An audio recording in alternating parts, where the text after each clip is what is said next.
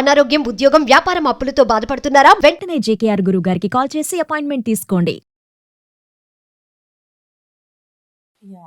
అంటే రీసెంట్లీ ఒక ఇన్సిడెంట్ జరిగింది మనకి సూర్యాపేటలో. అనుష అనే అమ్మాయి, తను ఏంటంటే ఒక హాస్పిటల్ త్రూ ఒక ప్రాసెస్, అంటే అబార్షన్ ప్రాసెస్ జరిపించడం వల్ల తను చనిపోయింది. సో ఇక్కడ మల్టిపుల్ థింగ్స్ వచ్చాయి యాక్చువల్లీ. ఈ ప్రాసెస్ జరిగేటప్పుడు ఇది ఒక పర్మిషన్ లెస్, అంటే ఒక గవర్నమెంట్ పర్మిషన్ లేని ఒక హాస్పిటల్ త్రూ తన ప్రాసెస్కి వెళ్ళింది కాబట్టి ఆ ప్రికాషన్స్ కానీ ఆ కేర్ కానీ తీసుకోకపోవడం వల్ల బ్లీడింగ్ ఎక్కువగా జరిగి తను చనిపోవడం జరిగింది. అండ్ ఈ ప్రాసెస్ కూడా ఎందుకు చేశారు అబార్షన్ అని అంటే గర్ల్ చైల్డ్ వల్ల. Okay, they tested for gender revelation test చేసుకుని గర్ల్ చైల్డ్ అని తెలిసి they went for the abortion. So ఇక్కడ ఈ అమ్మాయి చనిపోవడానికి ఎవరిని రీజన్ తీసుకోవచ్చు అంటారు? ఇట్ బి లైక్, అంటే మనం గర్ల్ చైల్డ్ అని చెప్పి అబార్షన్కి వెళ్దాం అనుకునే ప్రాసెసా, లేదంటే పర్మిషన్ లేని ఒక government doctor like government hospital కానీ ఆ డాక్టర్ కానీ ఇక్కడ ఏమన్నా దానికి రీజన్ అంటారా? ఎలా తీసుకోవాలి దీన్ని అసలు యాక్చువల్లీ? దీంట్లో ఈ పర్టికులర్ కేసులో ఇన్వాల్వ్డ్ ఉన్న అందరూ బాధ్యులేనండి దీనికి చెప్పాలంటే. అంటే వన్ సైడెడ్, అంటే ఓన్లీ ఆ అమ్మాయి వాళ్ళు ఎవరైతే చేసుకున్నారో, ఇట్లా అబార్షన్ చేయించుకున్నారో ఆమె వల్లనే ఇది అయింది అని చెప్పడము, లేదంటే హాస్పిటల్ వల్ల అయిందని చెప్పడం కాదు. అందరూ దీనికి బాధ్యులే చెప్పాలంటే. ఫస్ట్ ఆఫ్ ఆల్, మన కంట్రీలో జెండర్ రివీలింగ్ ఏదైతే టెస్ట్లు ఉంటాయో ఆ టెస్ట్లు లీగల్ కాదు, రైట్? సో అంటే డాక్టర్స్ కానీ నర్సులు కానీ ఎవరన్నా సరే రివీల్ చేయకూడదు, జెండర్ అనేది రివీల్ చేయకూడదు. ఎగ్జాక్ట్లీ. యుఎస్ లో జరుగుతున్నాయి కాబట్టి ఇలాంటి క్రైమ్స్ జరుగుతున్నాయి. అబ్సల్యూట్. ఇప్పుడు చూడండి, యుఎస్ లో ఇలాంటి కంట్రీస్ లో ఏంటంటే అది లీగల్. ఇప్పుడు ఒక బేబీ పుట్టక ముందే వాళ్ళు జెండర్ చెప్పేస్తారు అక్కడ, బాయ్ చైల్డా గర్ల్ చైల్డా ఏంటి అని చెప్పేస్తారు వాళ్ళు, రైట్? ఎందుకు అని అంటే అక్కడ ఈ డిస్క్రిమినేషన్ అనేది చాలా తక్కువ, అసలు లేదు చెప్పాలంటే. మన దేశంలో ఇప్పటికీ కూడా అసలు సర్ప్రైజింగ్ అండి, ఇంత డెవలప్మెంట్ వచ్చినాక కూడా నాకు అబ్బాయి పుట్టాలి అనేసి కోరుకునే వాళ్ళు ఉంటారు. అమ్మాయి పుట్టిందా ఛా అని అనుకునే వాళ్ళు ఇంకా ఉన్నారు. సో అది చెప్పాలంటే సాడ్ స్టేట్. ఇంకా అట్లా ఆలోచిస్తున్నారు అని అంటే అది చాలా బాధాకరం యాక్చువల్గా.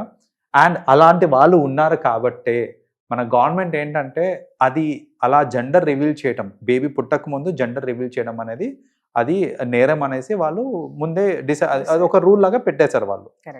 అయితే ఈ మీరు చెప్పిన కేసులో ఆమెకి ఆల్రెడీ 5 ఉన్నారు పిల్లలు, 5కి 5 అమ్మాయిలు. అయినప్పటికీ మేము ఇంకొకసారి ట్రై చేస్తుంది అని అంటే ఒక మేల్ చైల్డ్ కోసం వీళ్ళు పడే తాపత్రయం చూడండి. ఇక్కడ ఈ జనరేషన్ లో కూడా 5 kids దట్టు అండ్ 5 girls తర్వాత కూడా అగైన్ దే ఆర్ ట్రైయింగ్. అంటే మీరు అన్నట్టు ఇంటెన్షన్స్ ఆర్ క్లియర్. ఇప్పుడు నాకు పిల్లలు కావాలి అని పిల్లలు కనడం వేరు, నాకు మగ పిల్లడు కావాలని కనడం వేరు. మేబీ ఇందులో మీరు అన్నట్టు తనతో పాటు వాళ్ళ ఫ్యామిలీ కూడా, తన ప్రమేయం లేకపోయినా వాళ్ళ హస్బెండ్ ఫోర్స్ అయి ఉండొచ్చు, వీళ్ళిద్దరిది కాకపోయినా ఇన్లాస్ ఫోర్స్ అయి ఉండొచ్చు ఫర్ దాట్, రైట్? ఎవరిదన్నా అయి ఉండొచ్చు. At the end of the day their family is responsible for it. ఎందుకంటే వాళ్ళు ఆల్రెడీ 5 ఫీమేల్ కిడ్స్ ఉండగా అప్పుడు ఇంకొక గర్ల్ చైల్డ్ అనేసరికి వాళ్ళకి ఏంటి, బేబీ బాయ్ కావాలి అనేసి ఖచ్చితంగా ఇక్కడ తెలిసిపోతుంది, క్లియర్గా తెలిసిపోతుంది. జెండర్ రివీల్ మీరు అన్నట్టు అది తప్పు అయినా కానీ వాళ్ళు చేయించుకున్నారు. అండ్ దట్టు ఇప్పుడు పెద్ద హాస్పిటల్స్కి వెళ్తే వాళ్ళు చెప్పరు కాబట్టి ఒక ఆర్ఎంపీ డాక్టర్ని ఇంటికి పిలిపించుకొని చేసుకున్నారు టెస్ట్లు ఇవన్నీ. సో ఇంటికి పిలిపించుకొని టెస్ట్లు చేయించుకొని బేబీ గర్ల్ అని తెలవంగానే ఇంకా దే డిసైడెడ్ లైక్ అబార్షన్ చేయించుకుందాం అనేసి వాళ్ళు డిసైడ్ చేసుకొని అబార్షన్ కూడా ఏంటి, ఇప్పుడు నార్మల్గా రీజన్ అడుగుతారు, ఎందుకు అబార్ట్ చేసుకుంటున్నాం అని రీజన్ అడుగుతారు. సో ఇప్పుడు పెద్ద హాస్పిటల్స్కి వెళ్తే ప్రాబ్లం అవుతుంది అనేసి మీరు అన్నట్టు అసలు పర్మిషన్స్ లేని ఒక హాస్పిటల్లో ఈ ప్రొసీజర్ వాళ్ళు కంప్లీట్ చేసుకున్నారు.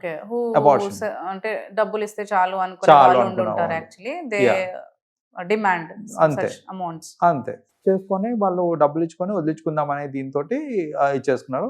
హవెవర్ వాళ్ళంతా క్వాలిఫైడ్ కాదు కాబట్టి ఆ ప్రొసీజర్ కరెక్ట్గా జరగలేదు. ఎక్సెసివ్ బ్లీడింగ్ తోటి తను చనిపోయింది, ఆ అమ్మాయి ఎవరైతే లేడీ ఉన్నారో తను చనిపోయారు. సో ఇక్కడ చూడండి, అసలు ఆ ప్రాణం పోవడానికి ఇప్పుడు కారణం ఎవరు అని అంటే ఫస్ట్ ఆఫ్ ఆల్ ఆ ఇల్లీగల్గా వాళ్ళు చేసిన ప్రొసీజర్ ఏదైతే ఉందో హాస్పిటల్లో వాళ్ళకి రెస్పాన్సిబిలిటీ ఉంది. ఫ్యామిలీస్ కి కూడా రెస్పాన్సిబిలిటీ ఉంది. మెయిన్ గా యాక్చువల్లీ ఫ్యామిలీ ఈ థాట్ ప్రాసెస్ మీరు అన్నట్టు గర్ల్స్ ఉన్న గర్ల్ కాదు నాకు బాయ్ కావాలనేది వెయిటెడ్ అండ్ ఆల్. అసలు ఈ థాట్ ప్రాసెస్ రావడానికి అంటే నాకు మెయిల్ చైల్డ్ కావాలి అనే దానికి కపుల్ ఆఫ్ రీజన్స్ ఉంటాయండి. బట్ ఎంత సిల్లీ రీజన్స్ అంటే అవి నాకు ఒక్కొక్కసారి బాధేస్తుంది. ఇట్లాంటి వాళ్ళు కూడా మన చుట్టుపక్కల ఉన్నారా అనేసి. లైక్ కొందరు ఏంటంటే అబ్బాయి అయితే వంశం ముందుకు తీసుకుపోతాడు అనేసి నేమ్ చేంజ్ అవుతుంది. That is the only one reason. అసలు అంటే మా వంశం ముందుకు పోనీకి నాకు ఒక బేబీ బాయ్ కావాలి అని అంటే మీరేమన్నా చాణక్య వంశం లేకపోతే అంటే అంత పేరున్న వంశమా మీది ఇట్లా ముందుకు పోవాలి? I don't really understand right. అదొకటి రైట్. పోనీ నేనేమన్నా తోప నా జనరేషన్ మొత్తం ఇట్లా వెళ్ళాలి? వాడు రియల్లీ మీరు అన్నట్టు లేజీగా ఇంట్లో పడి ఉంటాడు. బట్ నా వంశం మాత్రం ముందుకు పోవాలి. ప్రతి ఒక్కడు అదే ఆలోచిస్తాడు, నా వంశం ముందుకు పోవాలి, నా వంశం ముందుకు పోవాలి. వంశం అంటే మళ్ళీ ఏంది ఇక్కడ? It is just not of spring. ఎందుకంటే నీకు ఒక కూతురు ఉన్నా సరే నీ వంశం ముందుకు వెళ్తుంది, ఆ ఇంటి పేరు ముందుకు పోవాలి. That's what. ఆ name change, name is different. ఈ ప్రాసెస్ ని తీసేయాలి అసలు.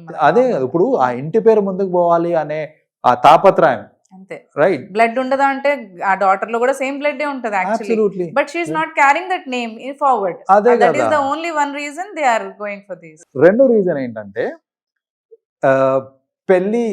పెళ్లి అయిపోయి వీళ్ళు కొంచెం పెద్ద అయిన తర్వాత వీళ్ళ పేరెంట్స్ అందరూ కొంచెం ఓల్డ్ అయిపోయిన తర్వాత అబ్బాయి అయితే చూసుకుంటాడు, అమ్మాయి అయితే ఉండదు కదా, దగ్గర ఉండదు కదా. సో అమ్మాయి అయితే చూసుకోదు, అబ్బాయి అయితే మన ఓల్డ్ ఏజ్ లో చూసుకుంటాడు అనే ఒక థాట్ తోటి చూసారు. మనం సొసైటీలో మగబిడ్డలు లైక్ యూనో అబ్బాయిలు వాళ్ళ పేరెంట్స్ ని పెట్టే టార్చర్ చూస్తలేమా? వాళ్ళని యూనో ఓల్డ్ ఏజ్ హోమ్ లో పడేసిన వాళ్ళని చూడట్లేదా? కరెక్ట్. సో అది సర్టెన్ కాదు. నాకు ఒక బేబీ బాయ్ ఉన్నాడంటే నన్ను చూసుకుంటాడు అనేది సర్టెన్ కాదు. Right.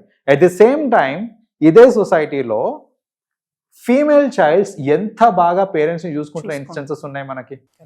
After they get married also if they are earning mutual understanding with the couple, they are sharing their amounts to the parents and they are taking care actually daughters దూరంగా ఉండి కూడా తీసుకుంటుంది. నిజంగా నేను మా parents ని చూసుకోవాలి అని అంటే నాకు జెండర్ తో సంబంధం ఉండదండి.